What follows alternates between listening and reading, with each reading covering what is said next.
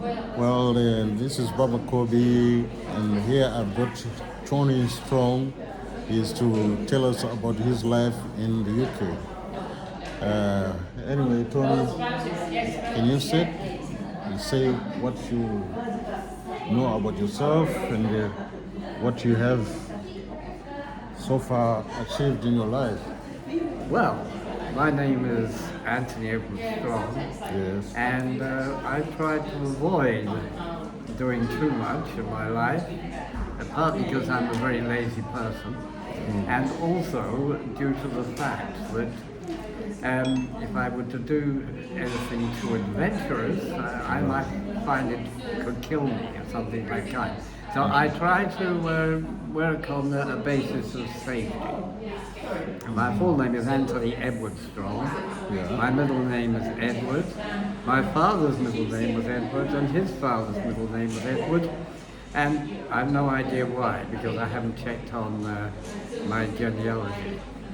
But I write poetry, and that's the principal thing I do.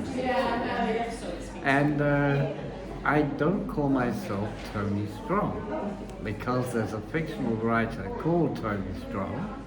So I sign my poems Anthony Strong.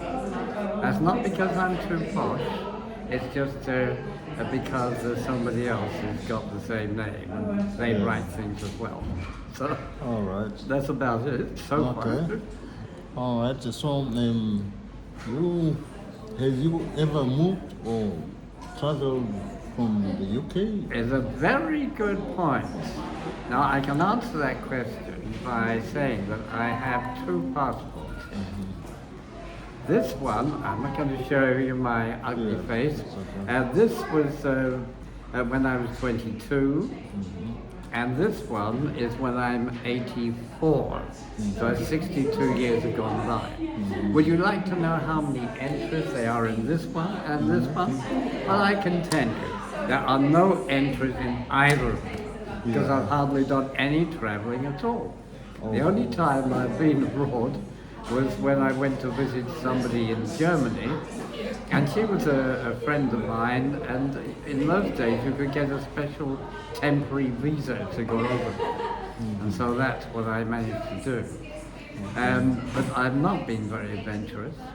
I did live for a time in Brighton because I spent time in the college there when I was learning to be a teacher. My mother was the person who put me on to being teaching, because she often did those things. She'd look at something in the newspaper and she said, "Tony, why don't you try that?" And I'd try that. I was actually trained as a teacher in Brighton. And Brighton College of Education itself had some residential places in Brighton itself. But we were out somewhere near Lewis, where the educational part was. And when I left there, I was about 26, I think it was. Okay. And I went straight to Battersea, where I taught in the Church of England school. And then later I spent most of the rest of my career as a primary school teacher in Earlsfield. And so that was about it, really, as far as my occupation was concerned. But the things I remember most of all now are the very early things that went on.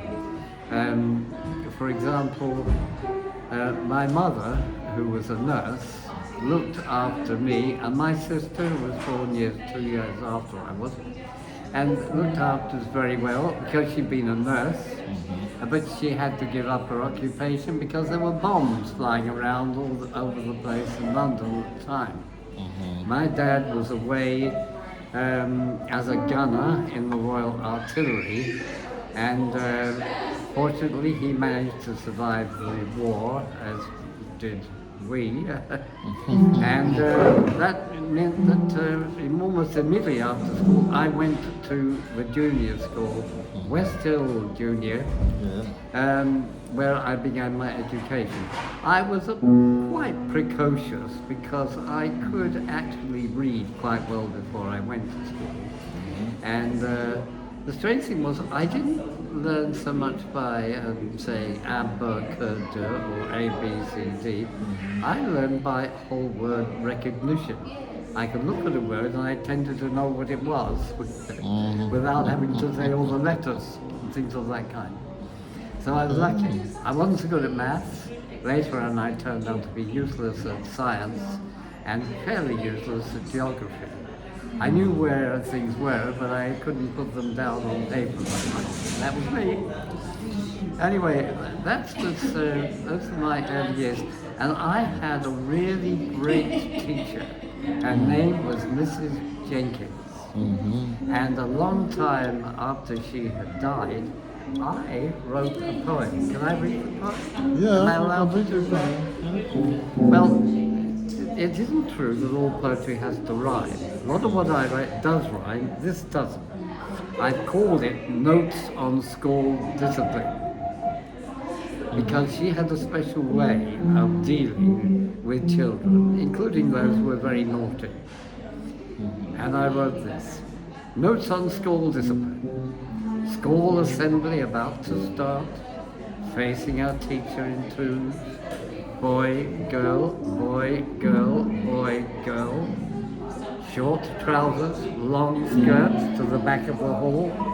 In the background, tinkling keys, the familiar sound of the barcarolle. She seemed to hypnotize. We cannot avert her gaze. 1J, 2J, 3J, 4J, the years of my junior school. The J for Mrs. Jenkins, our teacher, she of the gimlet glint in her hazel eyes, seemingly searching our souls, like those ancient portraits whose eyes follow wherever you go. Not for her, the clip round the ear, the flying chalk, the thump on the desk, the shout, but the threat in those hazel eyes. It was the threat that did it.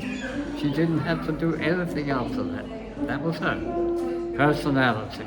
She dominated by sheer personality.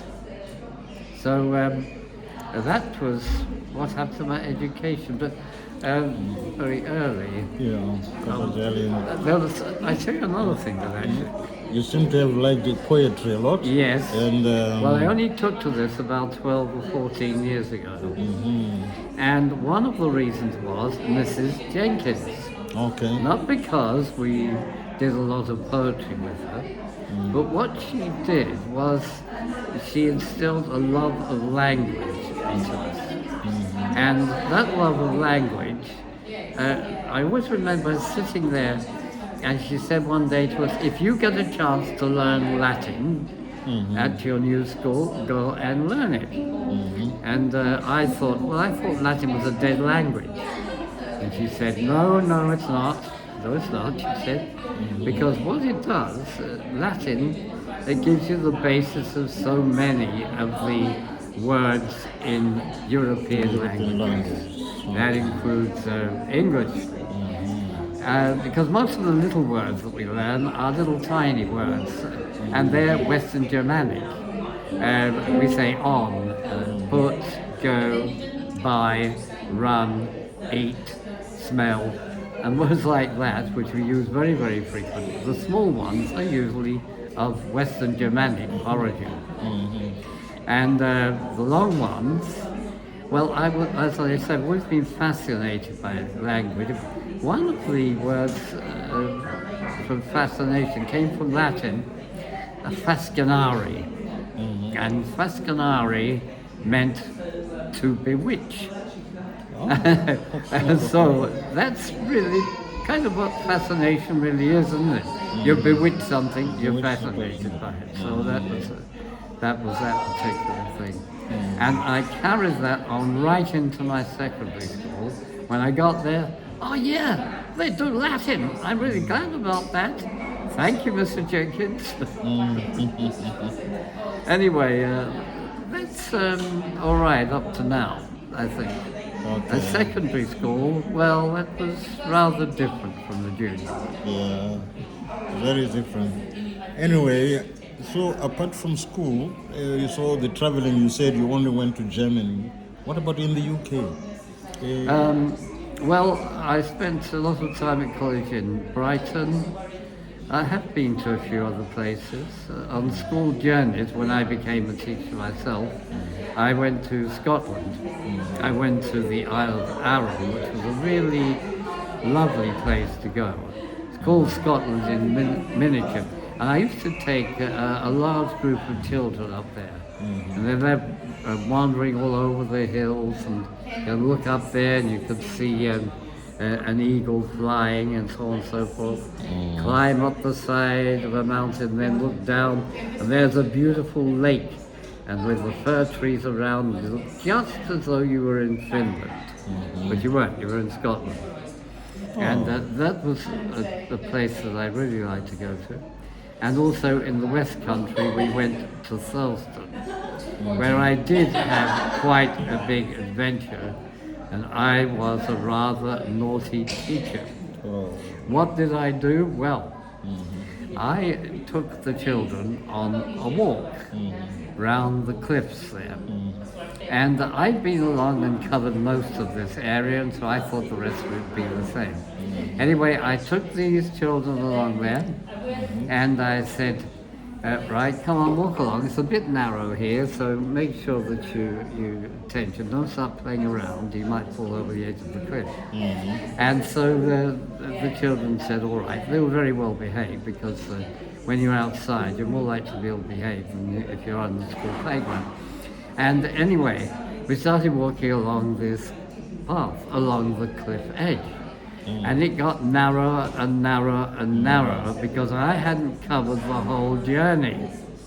And suddenly I looked and I thought, oh dear, this could be disastrous. If one of these children fell over here, they would fall about 100 feet down onto the beach or even into the sea. And I thought, this could be the end of my career, and I could be accused of manslaughter if things went that badly. And I kept saying to the children as we walked along, thinking I could see that it's only this bit that was the dangerous bit, and afterwards the path widened. And so I said to the kids, look here. I said, you have to be very careful here. I'm going to ask you to concentrate on exactly where you're walking. I didn't say to them, don't look down, because if I said that, the first thing they do would look down. Look down, yeah. So I didn't say anything. I said, keep looking ahead and keep following me. And all the time we would go along in this very dangerous bit, I kept saying, concentrate, concentrate, concentrate, concentrate. Look where you're going, look where you're going, look at the path. Concentrate. And eventually the path started to widen, and I just, well, sighed a sigh of relief. Oh, that was quite an experience. It was an experience for me. Yeah. I don't think the children worried very much, because I don't think they were aware of how dangerous the situation could be. Yeah. I think they were okay about it. Anyway, I didn't hear any more about it. Yeah. So that was quite an incident. So in your life, have you ever thought of writing a book or something? Now, this in latter years, I've decided to write some poetry. Some of it rhymes and some of it doesn't. And quite a lot of what I write is to do with things that I've experienced myself. Shall I try another poem? Shall I try another one? Oh, yeah. Well, I love football. Oh, yes. And So which is your favorite team? Oh, I support Fulham Football Club, because my father took me there when I was 11 years old. Mine is Manchester. You're Manchester United, yes, okay. Well, they'll probably do a bit better this season than they did last time. I would imagine, I would think so. Yeah. And I like international matches as well. But it's so expensive to go to Premier League games Yes, these it days. is. So instead, because I played rugby at school as well, what I do is I go and watch a team called Rosslyn Park play rugby. Okay. Now, one of the great things about rugby is you're watching it as a spectator sport. You get Yeah. far more scores in it. Yeah, You that's- almost never get a 0-0 draw in Yeah. rugby union. Anyway, I go to watch Rosslyn Park play, and it's usually a very enjoyable experience. They play in the third level down. Some of the people are on the way down from having been full-time professionals. Okay. They're called semi-professionals. Some of them are young players on the way up. Will probably leave Rosslyn Park and go to a higher team. But I did write this poem about the World Cup Okay. 2018. It's a long time ago now. All right. And Let's show it okay, so that yes, people can see it there. that's right. All right. Okay. So now Yeah, you can I'm not read it. just making it up as I go along. Right. World Cup 2018. Now, two of the verses are for people who like football, and two of the verses for people who can't stand it. And some people don't like it at all. Now is the time of the World Cup, when nations combine and divide. 32 teams with extravagant dreams, while the fans wear their colours in pride. This is the age which others dread, the people who cannot stand sport. TV is disrupted, lives interrupted, while tempers grow fractious and short. Spectators can let their hair down and banish the drab from their lives, vicariously score if their job is a bore, or escape from their husbands and wives. There is a hatred some people have of those who like kicking a sphere, 22 fools who don't play by the rules, and the losers who cry in their beer.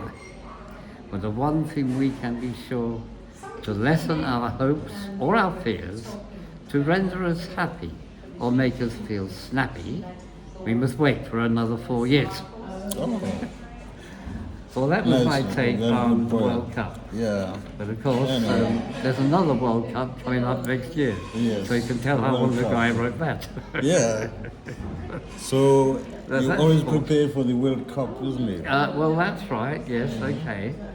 I used to play tennis, but as I was very unfit, I wasn't very good at tennis because after a couple of shots I was usually out of breath.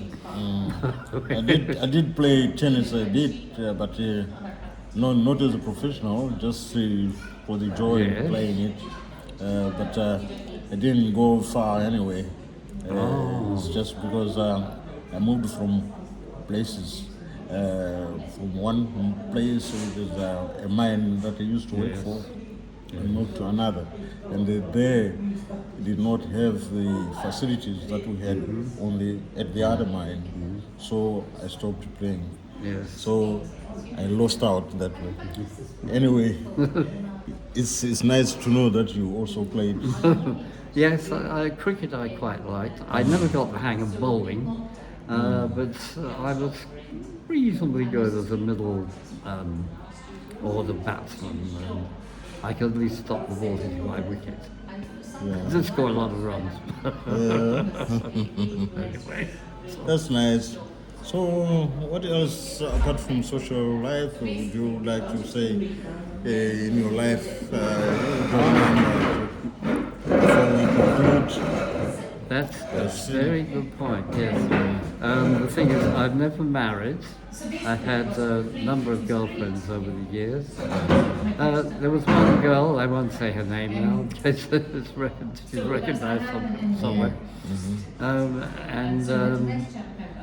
But the love of my life occurred in the last 12 years or so, which seems strange at somebody at 84. And she comes from Eastern Europe, and we met while she was over here. She went back, and we've been speaking to one another on the phone for the last 12 years. Because unfortunately she's got some elderly relatives that she has to look after. Okay. And that's a bit sad for her. I mean, she's not always very happy about that because it's get up, do your housework, go to bed. That's about it. So I try and cheer her up on the phone as far as I can. But I got this new passport Yeah. so that I could possibly go and visit her in Eastern Europe. Yeah, that's nice. So, So, but there was a girl that I liked very much, and we had a lot of fun together. Somehow it didn't work out, and I'm not quite sure why. But, and I had other girlfriends in the course of that time. But, no, I never got married. I always thought I would like to have a daughter. I never particularly wanted a son, because as a teacher I found girls were much nicer than the much boys. nicer than boys. That's what I found really. Yeah, that's right. But anyway, this lady, who I love now, she's a really lovely person in all sorts of ways. She's kind and she's looking after her family, and she's attractive as well. And she's got a very lovely daughter as well, Okay. her only child, who went to university and got a good degree. All right. Actually, I've written a poem about her. Okay. Not the daughter, Not the daughter. but her. It's about her. Yeah, about the lady herself. I'll just find it in here for a All right.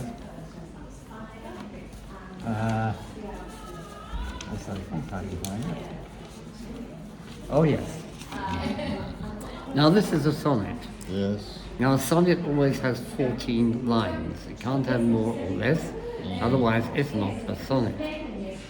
Now the first 8 lines or so usually set out the stall, as it were. And the main burden of what it's talking about comes in the last 6 lines. It always has to be in some kind of format. It has 10 syllables in each line. You will notice that. If you think about Shakespeare's sonnets, and he wrote 130, 150 or something, Shakespeare, you take the first line of one of his sonnets. It says, "Shall I compare thee to a summer's day?" Now, of course, you don't say it like that when you don't say it like that. Yeah. But the thing is, it's that one always starts with what we call an unstressed syllable. Shall I compare thee to a summer's day? You see, it goes unstressed, stressed all the way through. Okay. And so this one is called Praise to Your Danker. My mother's love gave me a standing leap, despite the glare and boom from bombs around. An infant girl lent me her thoughts profound, and I absorbed them in my next night's sleep. A nymph I fell in love with made me weep, but through her faithlessness I lately found that strength may come, though hard regrets abound, and youthful wounds once suffered now seem cheap. Yet boredom reigned throughout my dwindling years, till Danny came and proved my life had worth. For only she has come to calm my fears, that I have wasted all my time on earth, and happiness has left no place for tears, which once beset me since my distant birth. And that's my praise to Yolanda. Okay. I thought this was getting very boring in my Yeah. lesson bit, and then she comes in and she lights up my life completely. All right. So that's her. Oh, okay. But we haven't That's talked a for a long lovely time, rap. except Yeah. over the phone. And yeah, that's right. Let me see this one. Anyway, I think we have recorded quite a lifetime history of your Oh, we're life. getting there. Yeah, We're getting there, and that's it true. is quite interesting. So, apart from all this now, what do you spend time doing all day? If Well, I you're- write poetry. And What? I write poetry, like the ones that are... Okay, a you couple write of things. poetry. Yes, I've got quite a lot. So have you published any? No, not at all. A friend of mine runs the group, and this group is it meets once a week in Wimbledon Library, and we've got quite a good group there. We sometimes we write our own poetry and read it. On other occasions, we read the poetry of other people. The famous poets, Just reading it Keats, down. Shelley, and so on. All right. Modern people like Simon Armitage, Wendy Yes. Cope, and so on. Some modern, some ancient. Yeah, I've not been into the poetry as such, but my hobby has been taking pictures and recordings and things like that. yes. This is why we ended up with this interview. Oh, So I I see. hope it's going to be seen by some of your friends on YouTube, and probably they will tune into my channel and share it with their friends so that they subscribe and the Right. channel grows. Okay. Okay. Well, it's a good one. It's an interesting one, Yeah. isn't it? Because you've always got something to hang on to afterwards, haven't you? Yeah, that's right. You've always got So you must have quite a store. Yeah, I've got quite a few videos that people would see. Some about traveling, but I've Yes. not had a good camera since. I've just got this one now. Ah, Yeah, and I'm still learning how to use it. all right. So okay. I'm not very good at it. So once I know how to use it, I know I will produce Yes. better results. Okay, Anyway, right. Tony, thanks for Okay, coming. Okay. Well, It's been great. thank you for knowing inviting you. me, sir. Thank you very Yes. much. I Thank hope you, Robert. you I'm have sure we'll a- see again, that- each yes. other again. Yes. We might meet Every again so and often. have another outing in a different Okay. place and have a recording. Yeah, sure. Okay. thank Thank you, you. then. Thanks a lot. Bye. So that was Tony there. As you have heard, it's a very interesting story. If you have missed some of it, you can go back to the beginning of the video and get to learn about his life. Thank you for watching. I'm Baba Kiri.